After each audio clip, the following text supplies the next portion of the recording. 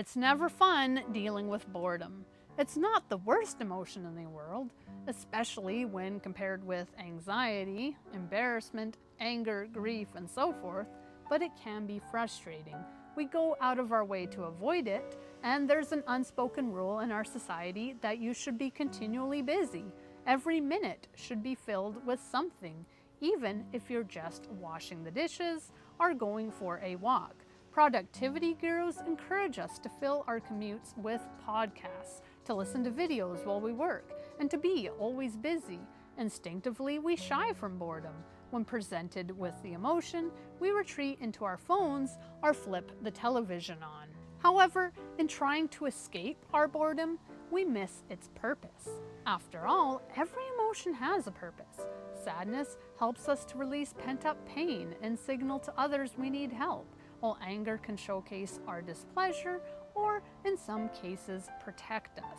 Anxiety, likewise, can prevent catastrophe, as it encourages us to think ahead and plan. Unpleasant as some of our feelings might be, they all have a purpose, and boredom is no exception. I'm no expert, but boredom seems to be asking us to slow down.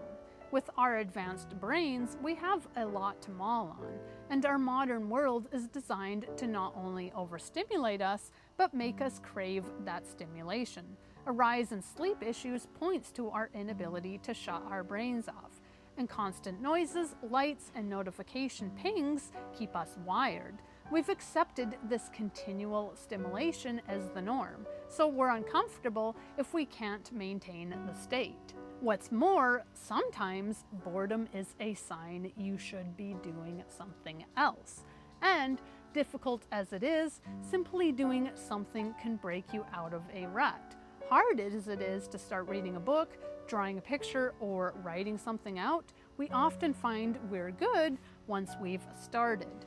There are tips and tricks to elevate boredom, and such a sentiment isn't always bad, but as noted before, boredom has its uses. And there are times when we should embrace it instead. Other emotions we like to stifle include sadness and anger, but we know they can help us. Sadness leads to healing and release. When alone, it feels good to cry. It helps us process the pain we're in. Our anger can be funneled too into a social justice cause or a fight. It could even be productive if you're an active person and need that extra emotion to box or run. These so-called bad emotions can be productive, and boredom likewise can be used. First of all, boredom can tell us something about our mental state. I know for me, I'm more likely to feel bored if I'm tired or worn out. When nothing appeals, all of your interests seem like work, and you lack the motivation to accomplish anything, these are all signs you might be sleep deprived. It's not exactly a secret that poor sleep leads to poor productivity, and the latter is linked to boredom. Both are rooted in a lack of interest. Moreover, boredom might be an indicator that you need to change up your routine. It may mean you should try a new hobby. It could indicate you should talk to a friend or get out more. If you're doing the same things over and over, you're going to get bored. This isn't to say you need to give up the routines or interests you have, but you should add to them. You might swap out one hobby for another, albeit temporarily. Maybe you need to try reading a new genre. Maybe you need to learn a new skill or a language. Whatever you decide, boredom is a warning your life is getting stagnant. You need more spontaneity. It doesn't have to be a lot, but even something as small as yoga or journaling can shake things up. You don't have to travel to another country to find novelty, though travel, even close to home, is another outlet if you can afford it. Second, even if you don't feel the need to change anything, boredom can offer a time of reflection. If I'm really unmotivated, boredom usually leads to me sitting outside. I'll listen to the birds, feel the breeze on my face, and smell the grass. I'll study the patterns the sun makes across the grass, and I'll take in the world around me. If you're bored, going for a walk is always a good idea, because at least you're doing something. But it's low effort. You don't have to think too hard. There are no expectations, no pressures. When walking or sitting outside, I can ruminate. This isn't without its risks, as some of us can be prone to going down negativity rabbit holes. But if you recognize the bad thoughts and then gently move past them, thinking has its benefits. Some people might use this time to journal, but simply thinking can be enough. I might reminisce on pleasant memories, plan out my goals, or most excitingly as a creative, daydream. During moments of boredom, I'll imagine scenes from my novel. When bored, you're open to ideas. Which brings me to the last point. Boredom is good for your creativity.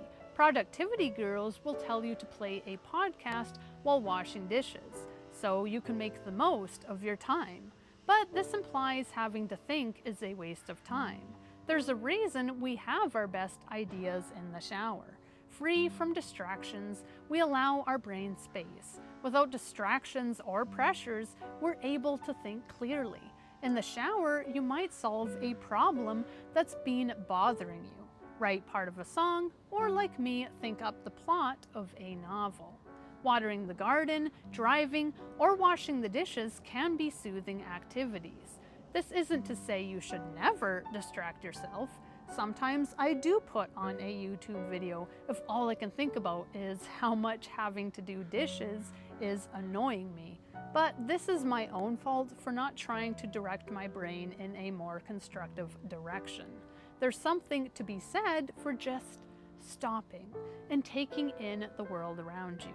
It could be that boredom makes us uncomfortable because it forces us to live in the moment. Instead of planning ahead or losing ourselves, boredom usually means we're hyper-aware of the current moment. We couldn't be dissatisfied if we weren't aware of this passing time and how much of it we're supposedly wasting. To actually use boredom, going outside is always a healthy outlet.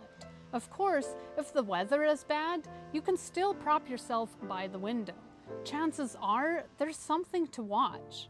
The breeze in the leaves, the scurrying of a bird, or the falling snow. If forced entirely inside, you could also watch the fire crackle, or close your eyes and listen. This doesn't have to be a full-blown yoga session, but people swear by that too, by stopping, closing your eyes, and simply being aware. Yoga, in a sense, is controlled boredom. You're letting everything go. You're focusing on your breathing and allowing your thoughts to swarm while refusing to let any take over. You're simply recognizing any tensions in your body, any worries that surface, and so on. When I'm bored, I like to sit outside. Sometimes I close my eyes and come close to napping, but a part of me is awake, and I revel in the sweet fragrance of flowers, the warmth of the sun, and the cool air along my arms. I see how far I can listen and think how comfortable I am. I don't usually sleep, but it's almost as good as sleeping because I soak in how good I feel and let my worries go. If that sounds too boring to you, you can, as noted before, go for a walk. Sometimes this will even lead to you doing something, like taking photos. But if not, you'll still use the time to muse on life and to take in nature, to say nothing of the exercise you'll be getting. When bored, I also find listening to music soothing. It fills the void scrolling might, but it's not overly stimulating. I've gotten some of my best ideas while listening to music, and listening leaves me free to look around or do something if I do break out of my boredom. Finally, I like to have a shower. When I'm bored, nothing feels better than soaking in the hot water. Usually by the end, I'm eager to do something, signaling my boredom is done. Often I've rushed from the shower to write out a plot for a new novel. I've even come up with songs while in the shower, though I'm no musician. Boredom offers us uninhibited creativity. So much of our time is scheduled. Even those of us with time to spare parcel it off because we're afraid of wasting it. Our obsession with using our time properly is such that we've forgotten how to enjoy it. Like people who bolt their food down to stay alive without pausing to savor the flavors. We fill every spare minute with videos, pictures, and sounds, shutting out our inner thoughts all the while. We ignore the beauty of just letting go, and we repress anything internal.